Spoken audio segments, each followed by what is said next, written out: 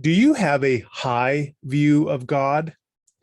This is language that I've heard for years growing up within the Christian tradition. And now that I'm pushing 50 years old and I've been a seminary professor for close to 20 years, I've heard it countless times.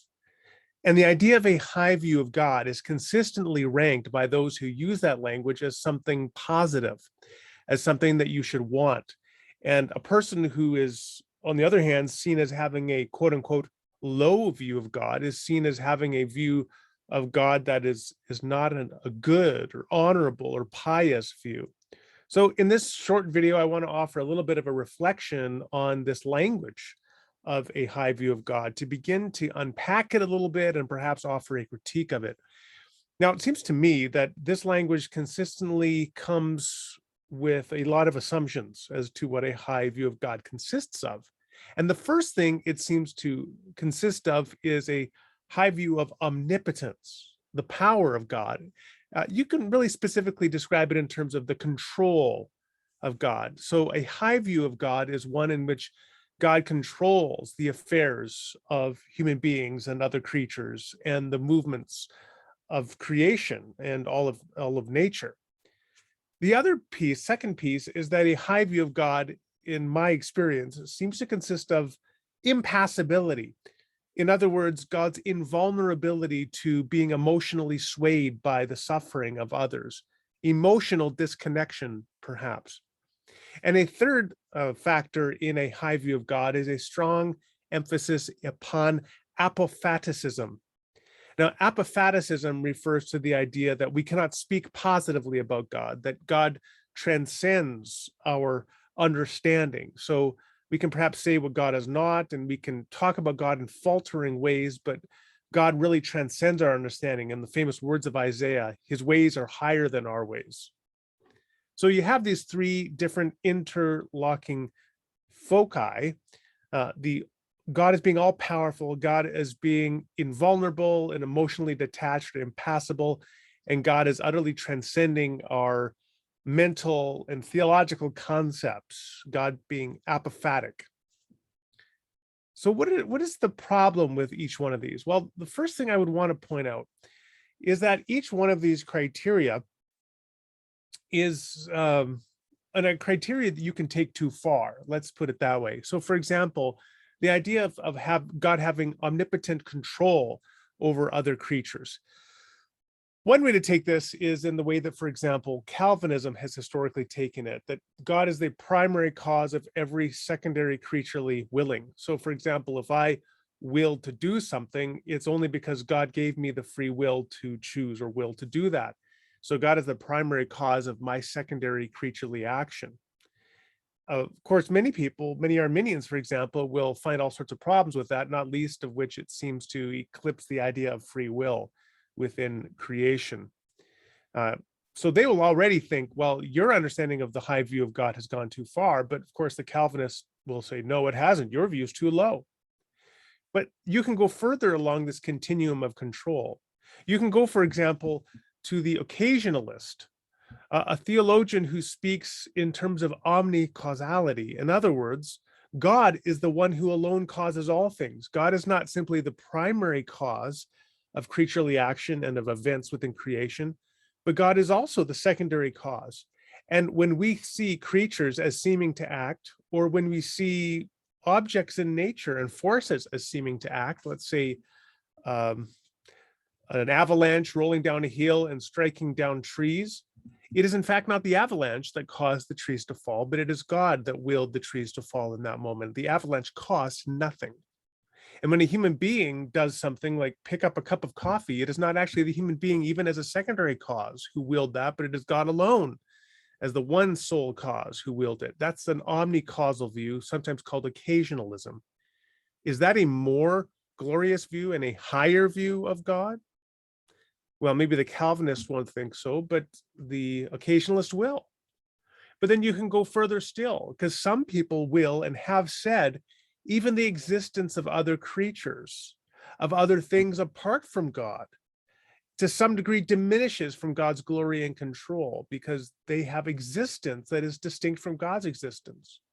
And so incredibly, you can actually reason into what is essentially a panentheist or pantheistic understanding of God, where God is simply everything. And that is the most glorious view of God and the highest view of God, because it is the view where God not only controls, but in fact is everything that exists. At some point, we've gone off the rails. But at what point? The pantheist point, the omni-causalist or occasionalist point, the Calvinist point?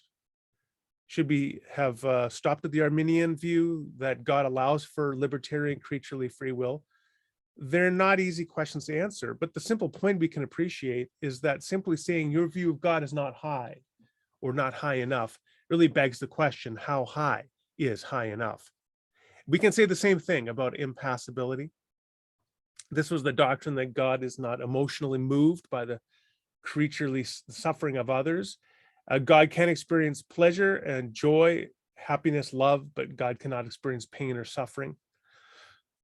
Some of the problems with the impassibility view, of course, many people today assume the passible view that God does suffer, and they find the impassible view to be wrong, whether or not you want to call it too high.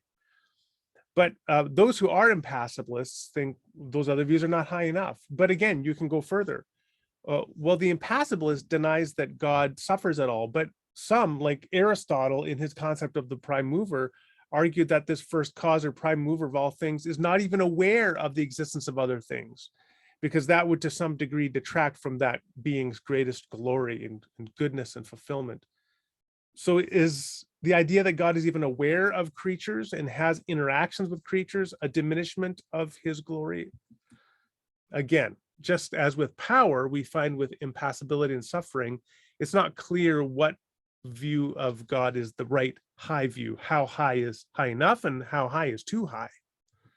Finally, we can come back to apophaticism. So this idea that, well, your understanding of God is just limited.